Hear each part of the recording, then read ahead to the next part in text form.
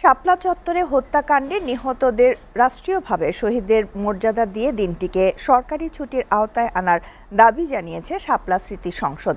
এই হত্যাকাণ্ড নিয়ে রাজনীতি না করে দোষীদের কঠোর বিচারের দাবি জানান খেলাফত মজলিসের আমির মাওলানা মামুনুল হক।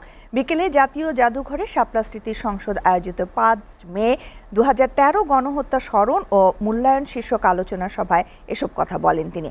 একই অনুষ্ঠানে তথ্যমন্ত্রী জহিরুদ্দিন স্বপন বলেছেন, দেশে সংগঠিত সকল গণহত্যার বিচার করা হবে। আরাফাত হোসেনের প্রতিবেদন। স্বাধীনতা পরবর্তী বাংলাদেশে রাষ্ট্র কর্তৃক চালানো ন্যাক্কারজনক গণহত্যার দিন শাপলা চত্বর হত্যাকাণ্ড।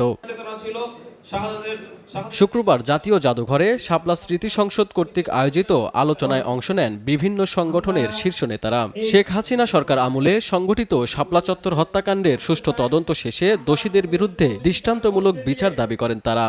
এই জুলাইয়ের বেনিফিশিয়ারি যারা, তাদের রাজনৈতিক দল হিসেবে দায়িত্ব হলো, যে কারণে মানুষেরা জীবন দিয়েছিল, সেই আদর্শ, সেই সংগ্রাম, সেই স্বপ্ন পূরণের জন্য আমরা যেন জাতির সাথে দেওয়া ওয়াদা থেকে মুখ ফিরিয়ে না আনি, জাতির কাছে যেন অপরাধী হিসেবে বিবেচিত না হই। আমরা চাই যে শুধুমাত্র আমাদের এইরকম বেসরকারি উদ্যোগ না, রাষ্ট্রীয়ভাবে শাপলার শহীদান এবং আহত পরিবারদের একটা সম্মান এবং একটা স্বীকৃতির ব্যবস্থা আপনারা করেন। এই ঘটনার সুষ্ঠু বিচার সম্পন্ন করতে গণমাধ্যম ও ভুক্তভোগী সহ জনসাধারণের কাছে কোনো তথ্য উপাত্ত থাকলে তা ট্রাইব্যুনালে জমা দেওয়ার আহ্বান জানানো হয় সভা থেকে।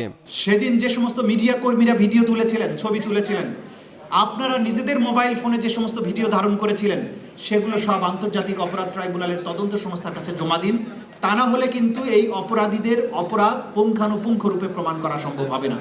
৫ই মের সাথে ২৪ সরাসরি কানেক্টেড, এবং আমরা চাই এই ৫ই মেকে এক স্বীকৃতি দেওয়া হোক রাষ্ট্রীয়ভাবে, যাতে ৫ই মে অন্তত আমাদের একটা ছুটির দিন দেওয়া হোক আমাদের শহীদ এবং আহতদের স্মরণে। বেগম খালেদা জিয়ার নেতৃত্বে বিএনপি প্রথম শাপলা চত্বর ট্র্যাজেডিকে গণহত্যা হিসাবে সামনে এনেছে দাবি জানিয়ে তথ্যমন্ত্রী বলেন, দেশে ঘটে যাওয়া সকল গণহত্যার বিচার করবে সরকার। আমাদের নেত্রী বিএনপির চেয়ারপারসন দেশনেত্রী বেগম খালেদা জিয়া স্পষ্টভাবে জানিয়ে দিয়েছেন, যাই হোক না কেন, যত বাধাই আসুক না কেন, শাপলা চত্বরের হেফাজতের সমাবেশ অবশ্যই অনুষ্ঠিত হবে। এই ন্যাক্কারজনক গণহত্যার পরে বিএনপির বিবৃতিতেই প্রথম এটাকে গণহত্যা হিসাবে চিহ্নিত করা হয়েছিল।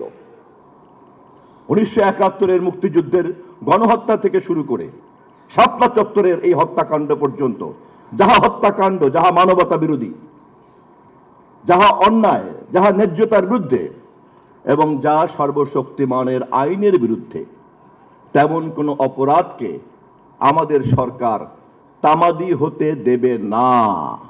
বক্তাদের অভিযোগ, গণহত্যার পর আলামত নষ্ট করা সহ এই ঘটনার ইতিহাস বিকৃতি করেছে আওয়ামী লীগ। ফ্যাসিবাদী সরকার এই শাপলা গণহত্যাকে ইতিহাসের পাতা থেকে মুছে দেওয়ার জন্য সকল ধরনের চেষ্টা তারা চালিয়েছে।